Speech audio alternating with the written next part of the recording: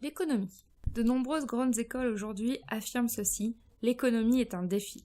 L'actualité du XXIe siècle nous rappelle que nous vivons en période de crise économique. Essayons avant tout de comprendre ce qu'est l'économie. Économie vient du grec oikos, qui signifie l'administration d'un foyer. C'est une activité purement humaine, basée sur les biens et les services. Un bien est une chose concrète qui comble un besoin ou un désir comme une voiture, une pomme ou un livre. Un service est une chose abstraite qui remplit la même fonction comme un rendez-vous médical, une assurance ou un spectacle. Produire, vendre, échanger et consommer des biens et des services, c'est ce que nous faisons tous les jours.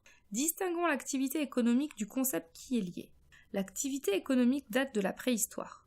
Pendant des centaines de milliers d'années, les populations ont chassé, cueilli, cuit des aliments, fabriqué des outils, fabriqué des armes, des vêtements, des objets décoratifs et même des objets rituels.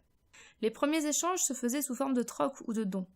La guerre jouait aussi un rôle dans les échanges avec la confiscation des biens par exemple. Au néolithique, vers 8000 avant Jésus-Christ, le climat est plus doux. Les hommes se sédentarisent. Ils domestiquent le chien et démarrent tout doucement l'agriculture en commençant simplement à replanter des graines. À partir du 4e millénaire avant Jésus-Christ, l'agriculture et l'élevage se développent. En Mésopotamie, au Moyen-Orient, 2 inventions majeures ont lieu vers 3500 avant Jésus-Christ. L'invention de la roue et l'invention de l'écriture. L'écriture marque le passage de la préhistoire à l'histoire. On l'appelle écriture cunéiforme car elle est en forme de clou, comme sur cette tablette. L'écriture n'est pas apparue du jour au lendemain. Avec l'élevage et l'agriculture, on produit plus que ce dont on a besoin. Il est donc essentiel de compter les productions, les stocks, les crédits accordés. C'est du commerce. On utilisait d'abord des billes d'argile aux formes variées qu'on appelait calculi. C'est de là que vient notre calcul mathématique. Peu après, les premières villes voient le jour, toujours au Moyen-Orient.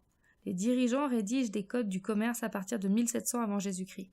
C'est un vrai circuit économique encore d'actualité qui rassemble 5 acteurs interdépendants. Voyons cela avec notre vocabulaire actuel.